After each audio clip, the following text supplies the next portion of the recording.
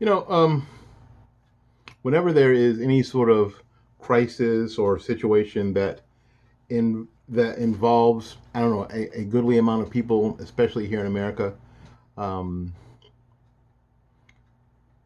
social media becomes this, I don't know, mosh pit of opinions. And then and that's one thing, but then suddenly you have this top layer of people who feel very, very comfortable with saying things like, well, you're not a constitutional expert. What do you know about it? Since when did you become a constitutional scholar? Since when did you become a theologist? Since when did you become an epidemiologist?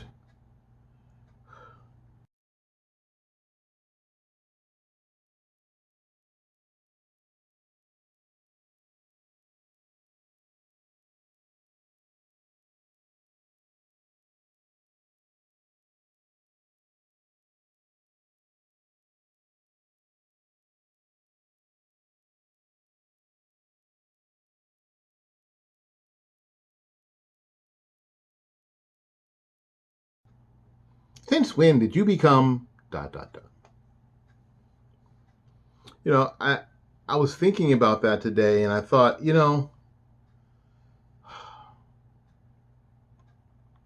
none of those people were that at the beginning. Everybody had a curiosity. Everybody had, a hankering for knowledge and information. And it led them down that path. It led them down the path of trying to understand the Constitution. It led them down that path of medicine, and in that maybe epidemiology, or it led them down that path in sports to become, an expert in football or baseball or soccer or tiddlywinks or whatever. But just because someone is a credentialed expert in an area, it does not mean that you and I cannot have an opinion because we are not an expert in that field. Here in the current crisis, just because I am not an epidemiologist, just because I can barely say the word, just because I'm not an infectious disease doctor, doesn't mean I can't hear evidence, process that evidence, and have an opinion or have a thought. The Constitution, now we'll get to that in another video for sure. The Constitution wasn't written by constitutional scholars, and it wasn't written for constitutional scholars either. It was written in a way and in English so the average person of the day could understand.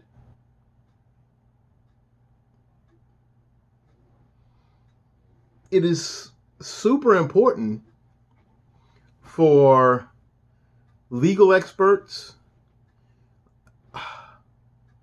health experts, to be able to explain to a point of clarity even difficult concepts because they were explained to them.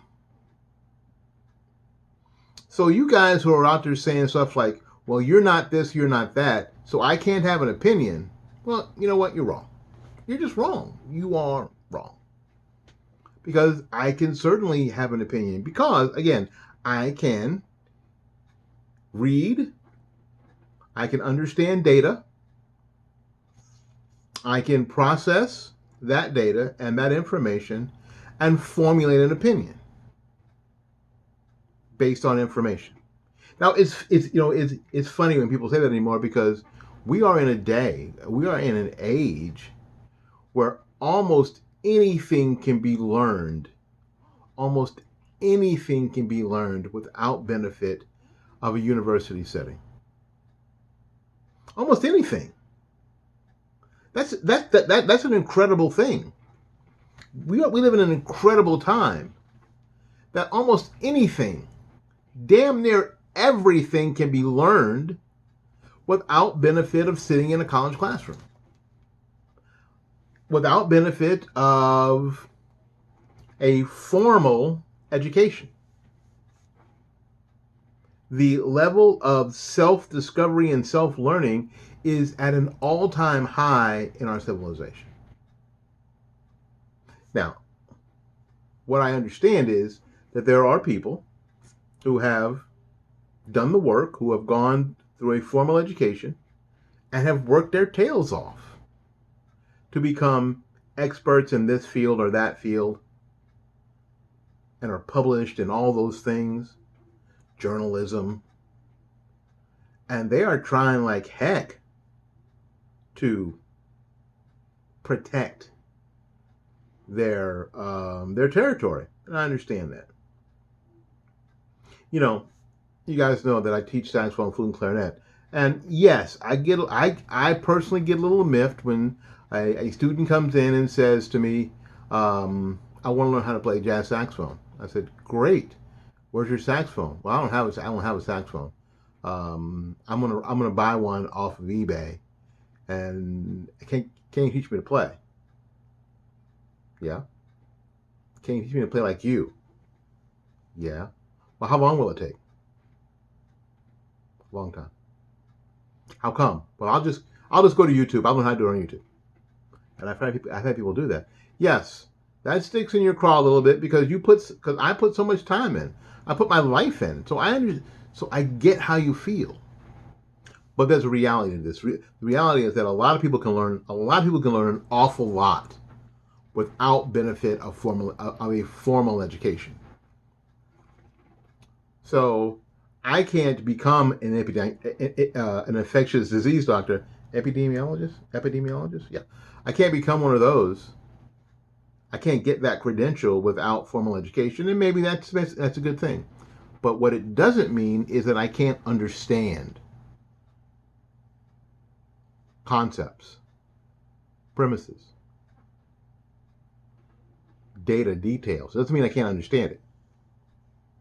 And it doesn't mean I can't have an opinion.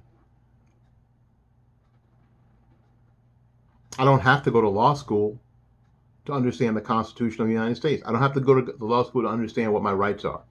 I don't have to go to law school. I don't have to go to a formal education.